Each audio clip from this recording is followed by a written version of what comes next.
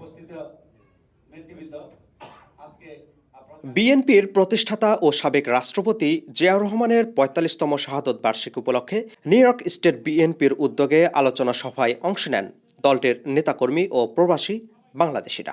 অনুষ্ঠানে বক্তারা জিয়াউর রহমানের রাজনৈতিক অবদান এবং বহুদলীয় গণতন্ত্র প্রতিষ্ঠার উদ্যোগ তুলে ধরেন।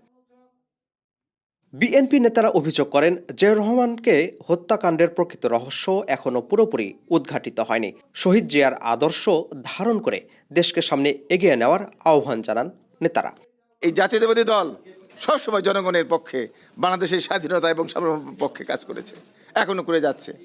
আমাদের এই যে ফ্যাসিবাদী আন্দোলনে আপনারা জানেন যে শেখ হাসিনা তারেক রহমানকে এবং ম্যাডামকে চাপে রেখেছিল যে সরকারের সাথে সহযোগিতা করবার জন্য 10টা মন্ত্রী নিয়ে হলো যে আপনারা সমালোচনা করবেন না, আসেন, কিন্তু আমাদের দেশ নেত্রী কিন্তু আপোষ করেননি। যুক্তরাষ্ট্র স্টেট বিএনপির পক্ষ থেকে, যুক্তরাষ্ট্র বাড়ি থেকে বর্তমান সরকার প্রধানকে তার ছেলে হিসাবে নয়, আজকে দেশের প্রধানমন্ত্রী হিসাবে আমরা সেই শহীদ প্রেসিডেন্ট জিয়াউর রহমানের খুনির হত্যার সঠিক বিচার দাবি করছি। বর্তমান রাষ্ট্রপ্রধান আপনাদের ভাই, আপনাদের নেতা, আপনাদের লিডার, তাকে সহযোগিতা করতে হবে আমাদের। আজকে যে পরিচয়ে, যার আদর্শে, উদ্দেশ্যে, স্বপ্নে আজকে আমরা এখানে আমাদের পরিচয় দিতে পেরেছি, রাজনৈতিক পরিচয়, আমি মনে করি সেটা অনেক বড় পাওয়া। আমরা কাজ করি বিদায়। এদিকে জ্যাকসন হাইটস সোসাইটির উদ্যোগে ডাইভার্সিটি প্লাজায় জিয়াউর রহমানের শাহাদত বার্ষিকী উপলক্ষে দোয়া মাহফিল ও খাবার বিতরণ কর্মসূচির আয়োজন করা হয়।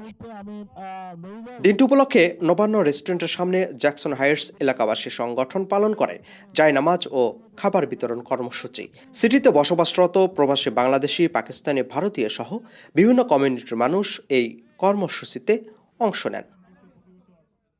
নিউ ইয়র্কের জামাইকায় সাবেক রাষ্ট্রপতি জিয়াউর রহমানের শাহাদত বার্ষিকী উপলক্ষে জামাইকাবাসীর উদ্যোগে আয়োজন করা হয় স্মরণ সভা। হিলসাইড এভিনিউতে আয়োজিত এই অনুষ্ঠান পরিণত হয় প্রবাসীদের মিলন মেলায়। শহীদ জিয়ার আত্মার শান্তি কামনা করে বিশেষ দোয়া ও খাবার বিতরণ করে সংগঠনটি। আপেল মাহমুদ, ঠিকানা নিউজ, নিউ ইয়র্ক।